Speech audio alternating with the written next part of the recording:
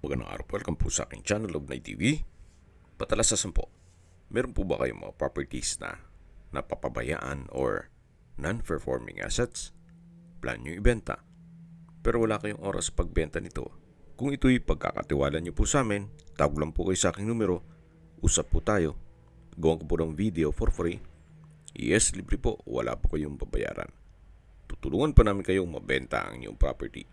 Kami na po bala sa marketing, sa boosting or paid ads, even sa tripping. Hindi na po kayo mapapagod sa pag-entertain ng mga buyers.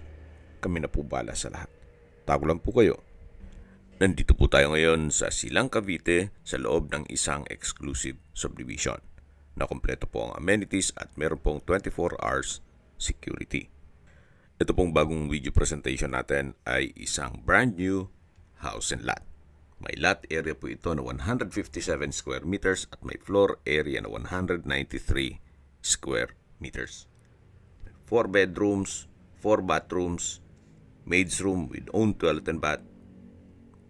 Ito po'y semi-furnished at ready for occupancy.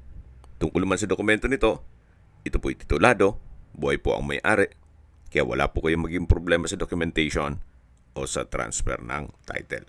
Ito po yung main gate at may pedestrian gate. Pasok po tayo. Ito po yung naka-landscape na rin. Diyan meron pong customized owning type window at yung balkonahe. Hanggang dun po ang property line.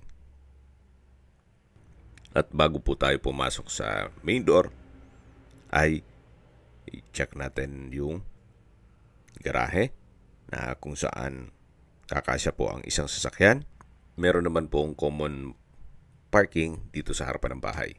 At yan po yung setback papunta sa likod ng bahay at yung maid's room. May access na rin po ng tubig at kuryente. Tungkol mo sa internet provider, magpapakonect na lang po kayo. Dito naman po ay pwede po yung mag-garden or pwede pong gawing open lanai. Ito po yung corner side nitong pasad na kung saan pulido o quality po ang pagkakonstruct. Hindi po tinipid. Ito pong corner side sa second floor ay naka-brickstone design. Then meron din pong balkonahe.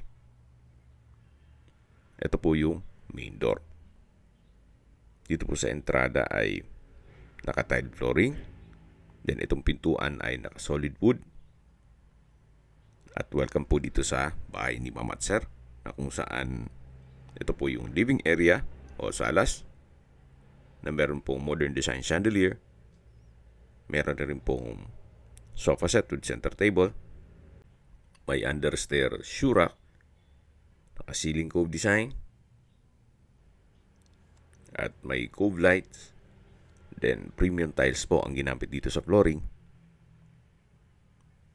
Meron na rin pong curtains. At yan po yung hagdan na kung saan naka-concrete staircase at wooden handrail. Dito naman po yung dining area at kitchen. Naka-tile flooring na rin po dito at ito po yung formal kitchen. Meron na rin pong refrigerator. Then may kitchen countertop, stainless sink with faucet, built-in gas range and range hood, modular kitchen cabinet, wooden shelf, at storage ng kitchen utensils. Ito po yung access door na papunta sa maid's room. Meron po itong sariling toilet and bath at meron pong access door na pupunta naman yan sa garahe. So nakabukod po ang entrada nitong maid's room. At may spasyo pa po dyan na pwede nyong gawing service area. Balik po tayo dito sa loob at check natin yung toilet and bath dito sa maid's room. Kompleto na rin po, gaya ng hand wash basin, water closet, at meron din pong shower. Naka-tile bathroom wall na rin po ito. Okay, labas po tayo at check natin yung ibang parte nitong bahay. Ito po ulit yung formal kitchen. May kitchen countertop, built-in gas range, range hood, and stainless sink. At mula po dito sa dining area, matatanong natin yung powder room at yung unang kwarto. Kung meron po yung PWD or senior citizen sa pamilya, etong kwarto na to ang para sa kanila. Malaki din po ang espasyo, may bed frame and mattress, may crystalite center lamp, ceiling cove design, wardrobe, tile flooring, at meron po itong sariling toilet and bath. Naka wooden door. Then meron pong hand wash basin, vanity mirror, water closet with bidet, hot shower set. From floor to ceiling po ang tile bathroom wall. Meron din pong bathroom window. Okay, labas na po tayo. At check natin yung powder room. Paglabas na po ay matatanaw kagad yung dining area at yung kitchen. Then yung access door papunta sa maid's room. Yan po yung customized glass window. Yung main door at living area. Then ito na po yung powder room. May hand wash basin, vanity mirror, water closet, exhaust fan, tile bathroom wall, may tissue holder. So kumpleto na rin po. At katabi lang po nito yung hagdan. Yan po, tunghayin nyo po ulit itong living area o salas. Nakakapaaliwalas po itong mga glass windows. Meron pong natural sunlight. Ito po yung hagdan na kung saan naka-concrete staircase, then wooden handrail, at tubular railing.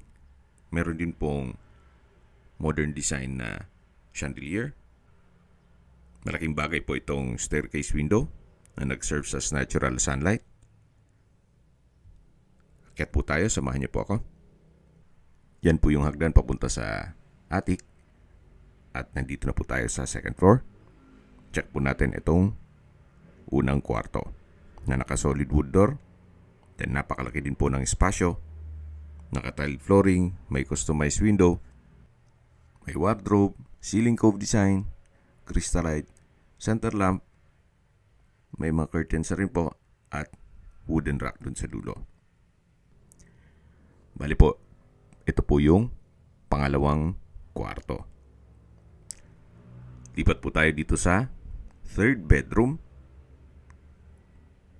na naka-solid wood door din po ito.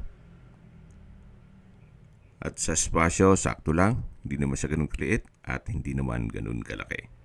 Naka-tile flooring, may customized glass window, naka-ceiling cove design, may center lamp, then may mga curtain na rin po ang mga glass window at meron pong maliit na wardrobe. So ito po yung third bedroom. Yan yung pangalawang kwarto na naikutan na natin.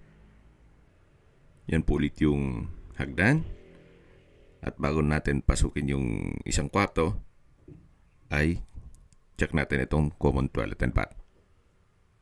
Na meron pong hand wash basin, vanity mirror, water closet, overhead shower, bathroom window, tile bathroom wall. So kumpleto rin po. At lipat na po tayo dito sa fourth bedroom o master bedroom. Napakalaki po ng espasyo. May mga customized glass window, may split type aircon, bed frame and mattress, tile flooring, then may access door papunta sa balkonahe, at meron po wardrobe. May sariling toilet and bath din po ito. Naka-solid wood door. Then same setup lang. Malaking hand wash basin, vanity mirror, water closet, hot shower set, bathroom window at from floor to ceiling po ang tiled bathroom wall. Tunghayin niyo po ulit itong master bedroom na napakaliit po ng espasyo. Ito po yung solid wood access door na papunta naman dito sa balkonahe o terrace na kung saan hanggang dito po sa dulo. Mapapansin niyo po, kahit po dito sa taas ay pulido po ang pagkagawa.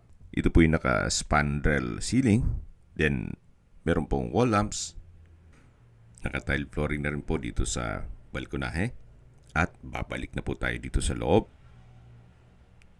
kung saan ito po yung master bedroom. Labas na po tayo.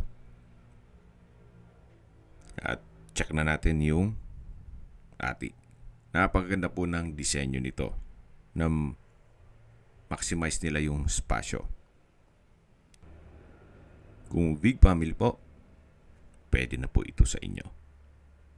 Dito po sa attic ay napakalaki din po ng espasyo. Pwedeng gawing another bedroom. Pwede pong gawing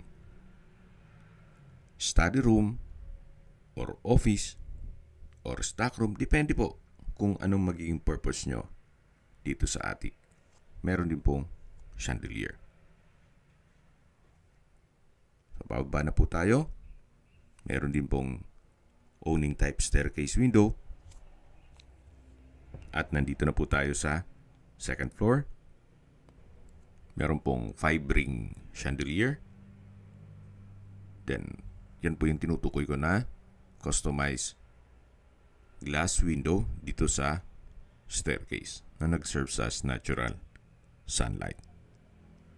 Then, pagkaba po natin, nandito na po tayo sa may living area o salas na kung saan meron din pong sofa set, center table.